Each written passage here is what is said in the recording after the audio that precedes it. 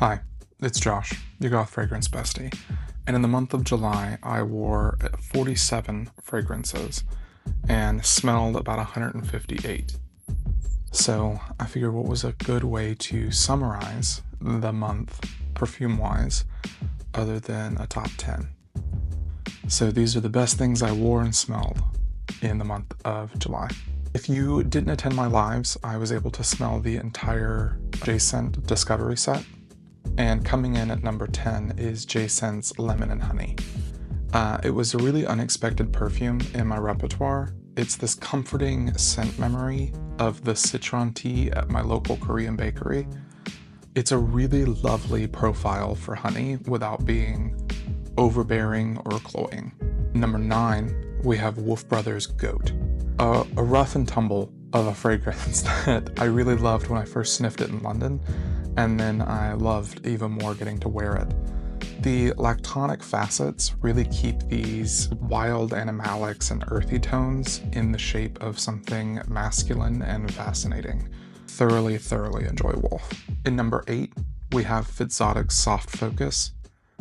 This is like a guava and sandalwood smoothie in a leather lounger by a pool.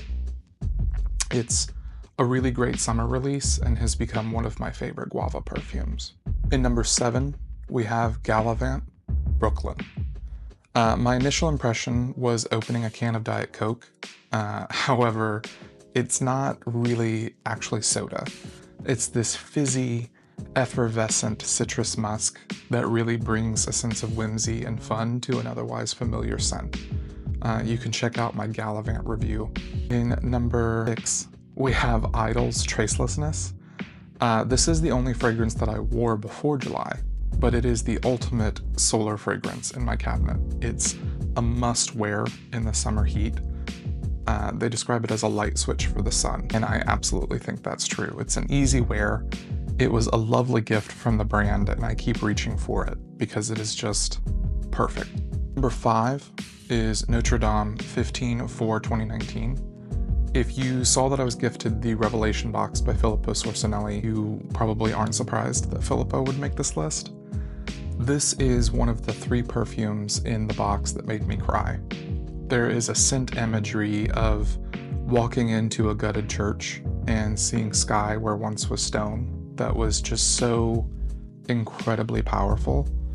And I think Filippo's finesse with fragrance is really unparalleled. Number 4, Fischersund's number 8.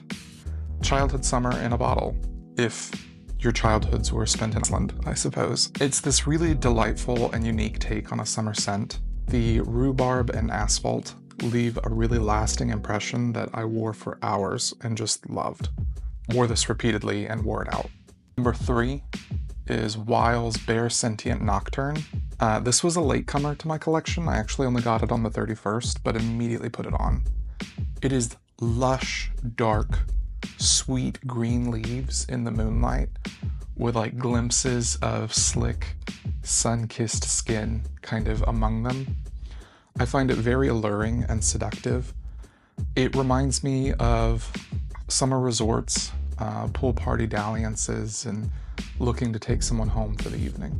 Number 2 is Andrea Maack's Magma. I initially thought this was going to be kind of a sporty fragrance, but what I got was the sexiest, smokiest, sultriest leather and rose. It instantly became one of my favorites and is on my full bottle list now. Number 1, probably coming as no surprise, is again Filippo Sorcinelli, this time with Contre Bombarde 32. Having 58 fragrances in 1 month by one perfumer gave it a good chance, but this one is well deserved in the number 1 spot. I already own Violin Base 16 from the same collection, and I want the other 5. But Contre Bombarde 32 is this verbose, ambery vanilla. It's deeply golden with this interesting dynamic play between juniper and alemmy in the top and cedar and sandalwood in the base.